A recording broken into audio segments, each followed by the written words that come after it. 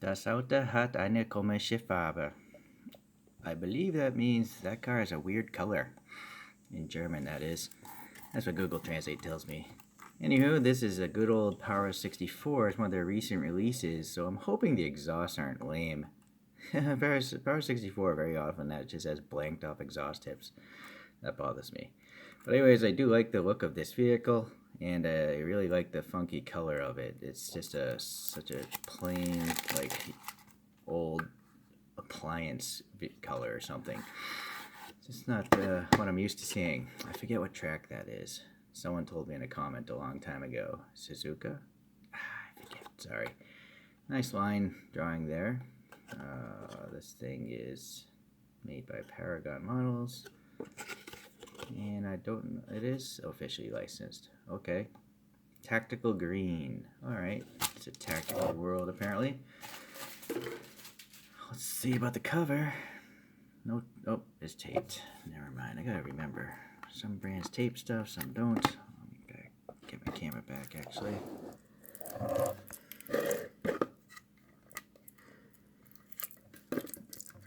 And Para64s, you know, being in this, I don't know what tier you would call this price range, but I guess it'd be $10 to $20 price range. They never have sensitive parts like little antennae or tow hooks, so I'm perfectly fine taking this off the stand. Maybe even open it up. The base, you know, the base tells you what the vehicle is. Ideally, it would tell you what year it is, or, you know, even though this is the first generation, we don't know if there are going to be many more E-Trons to come.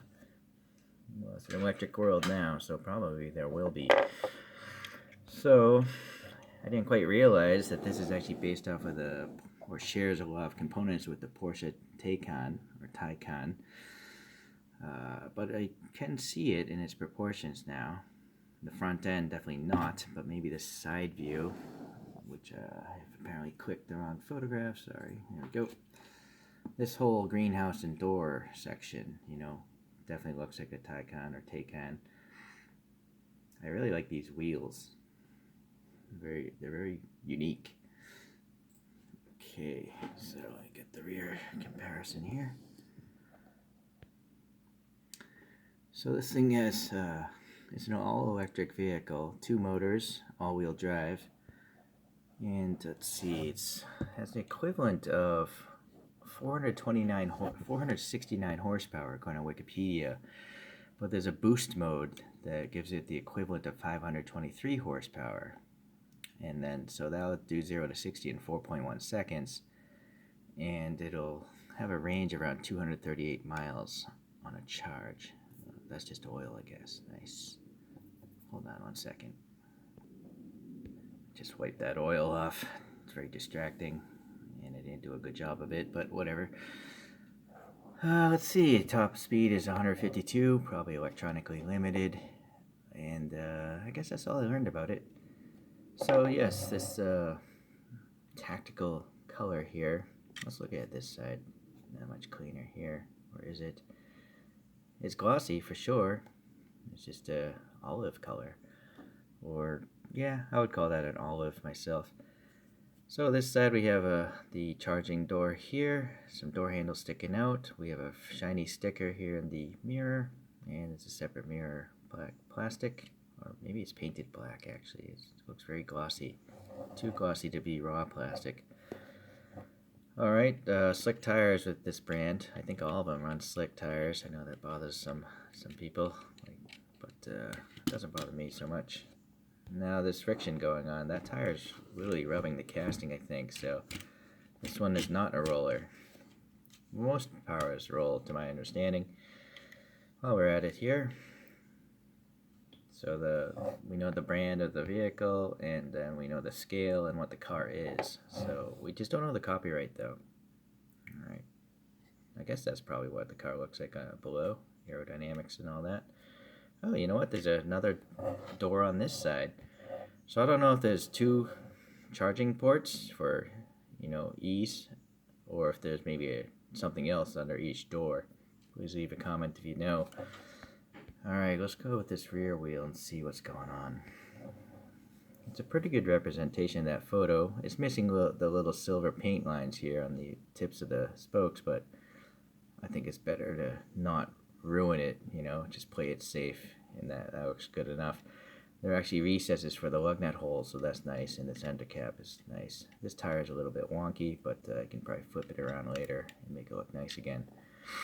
Panel gaps don't seem too wide, so that's good. The blackout on the window printing looks nice and arrow. There's actually no dimensionality to that piece of plastic. It's all one smooth surface. That might be the case with the real car, again, for aerodynamics. Alright, let's go with the back end. Nice thick taillight, and look, there's some weird molding detail going on back there, so it looks like, you know, a bunch of jewels and facets back there, and I like that. You know, it's better than just a flat piece of diecast back there. The license plate looks like it could be I don't know if there's a decal, maybe a tampo, but it's nice to have something in the license plate area. And then the Audi rings look very nice, very crisp. Yeah, no exhaust pipe, I guess, necessary on an electric vehicle. So it's pretty wide stance, wide haunches, I mean. Look at these, you know, the greenhouse is pretty narrow compared to these giant fenders. Alright. Just looking at this panel gap, it's almost like, looks like it's black in there. I guess it's just a really deep groove. Let me back out a little bit. Alright. Let's go to the top now. Yeah, I can see a little bit of the interior. I'm going to assume this wing here must pop up at a certain speed. Blackout on that rear glass looks good. Some rain gutters. And then the front windshield. There's some wiper blades down there. And then the front end. So we got the clear headlights. And yeah, again, it looks like there's some details behind the headlights. You know, some striations, maybe a separator maybe. It looks good. Audi rings look great again. License plate is nice to have.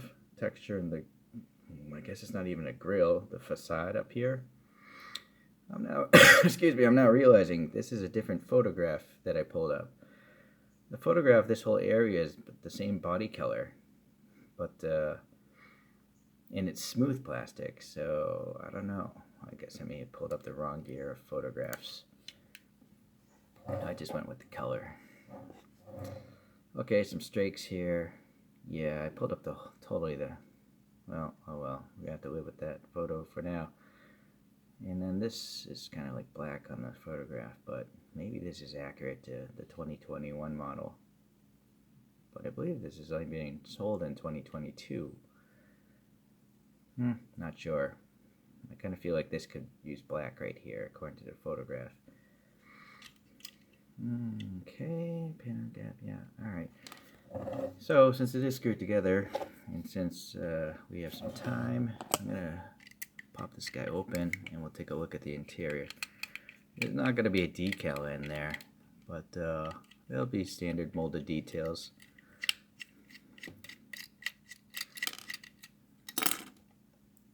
So you got thick axles from this brand, and that's usually why they roll nicely. But today mine does not. And then construction wise, it's just one pin holding that one piece of plastic for all the windows. Okay, 4 seats, yeah, standard molded details, just raw black plastic, but they give it like a texture. It looks good, no problems. Someone's fingerprint for forensic reasons. Okay, that's it. I'll put this together again. So I have an airbrush and paint here. Figured why not? I will repaint it to light gray. Tamiya light gray there. So I think it's much more appealing to see. Yeah, works. Alright, I don't have too many cars here in the States, so all I have is another funky green colored Volvo from Tarmac Works. And then the roof CTR by Para64, same sister company. So, yeah, I forgot electric cars don't have exhaust pipes, but this one does, and it's pretty lame, which I shall show again. Para64, come on, you gotta put some depressions into your exhaust tips. It's just like cut off, you know? That's very Hot Wheels. Even Hot Wheels have recesses in their exhaust tips very often. So it's just kind of unacceptable to me that, you know, a model costing many times more than a Hot Wheels would lack such as basic detail. Okay, well, you'll notice here, you know, modern cars are just big. Look how wide that Audi is compared to the older, you know, this is a classic car now, for sure. I guess, well, I mean, is that a classic? It's from the 90s, right? So I guess it could be a classic. I think you have to be 25 years to be considered a classic car. But anyways, yeah, modern vehicles, big. Let's get my funky Sandpaper Coaster out today.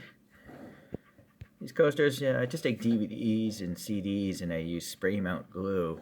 Spray both sides, wait a minute or two, and then stick them together. And then sometimes I'll paint the sandpaper, but I don't have a maroon colored disc, so I figured I'd leave this one alone. You usually get 3 CDs out of a full sheet of sandpaper, so if you want some cheap backgrounds. And actually, while I'm at it, I super glue a washer on here to fit the bottom of the CD, so it's always centered. So a little tip for you guys. Okay guys, well, this is a nice Para64, mainly because it doesn't have exhaust pipes.